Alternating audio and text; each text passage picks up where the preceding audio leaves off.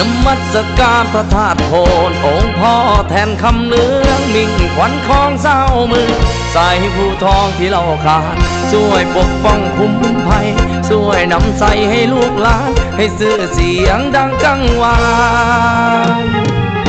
ทีมเหือเพชรด่านคำ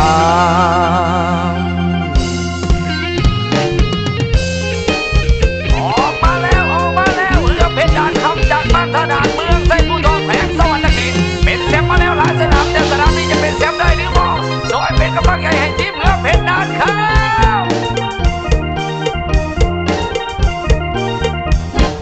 เดือน10ฝนเทลงมากลางพรรษาน้ำขึ้นไหลนองน้ำห้วยน้ำเสน้ำคลองไหลลงสู่มหานาทีถึงงานวันออกพรรษาเดือน11วนมาทุกปีที่ของคนเรายังมีคือประเพณีแข่งขันเรือยาวพี่น้องเฮาหลั่งไหลเที่ยวงา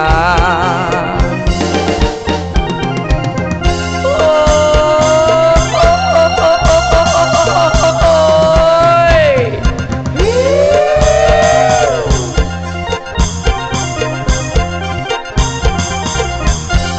สร้างน้อสร้างแขกความใจสร้างเรือดีสีมือมาทางเสียกล้วยนั้นช่วยผลักดันวงเสียงสวรรค์ช่วยอุปถัมภ์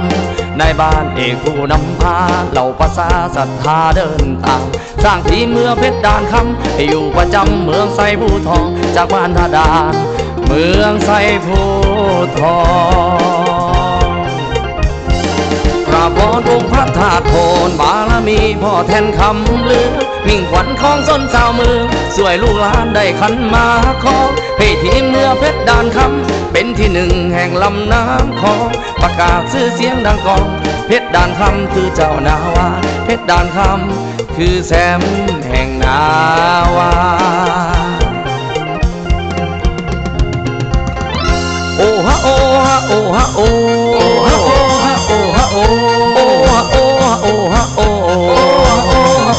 องามพะโลแต่ผู้สาวอยู่ฟังงามพะโลแต่ผู้สาวอยู่ฟังอยากได้มานั่งเฮียงข้างสีผาอยากได้มานั่งเฮียงข้างสีผาเป็นแห้งใจให้ทีมอายแน่ลาเป็นแห้งใจให้ทีมอายแน่ลาขันตัวเจ้ามากะโตไผโตมันเอ้ามวนน้ำกันละเสียเฮือบ้านเฮาเอ้าบึดจำบึดละเฮ้ยบึดจำบึดเอางัดเจ้ากันละเอางัดเจ้ากันเอาบึดจำบึดละเฮ้ยบึดจำบึดบึดเข้าไปสีพายบ้านเฮา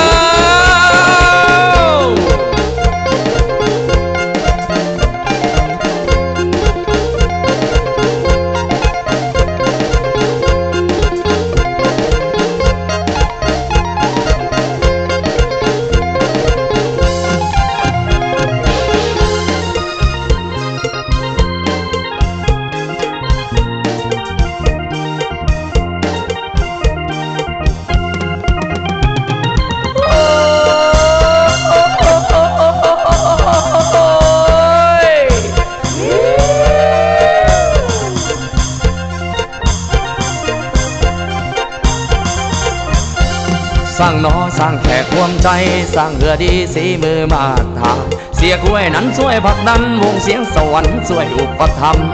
ในบ้านเอกผู้นำพาเหล่าภาษาศรัทธาเดินตามสร้างทีมเมืองเพชรด่านคำให้อยู่ประจำเมืองไซผู้ทองจากบ้านท่าด่านเมืองไซผู้ทอง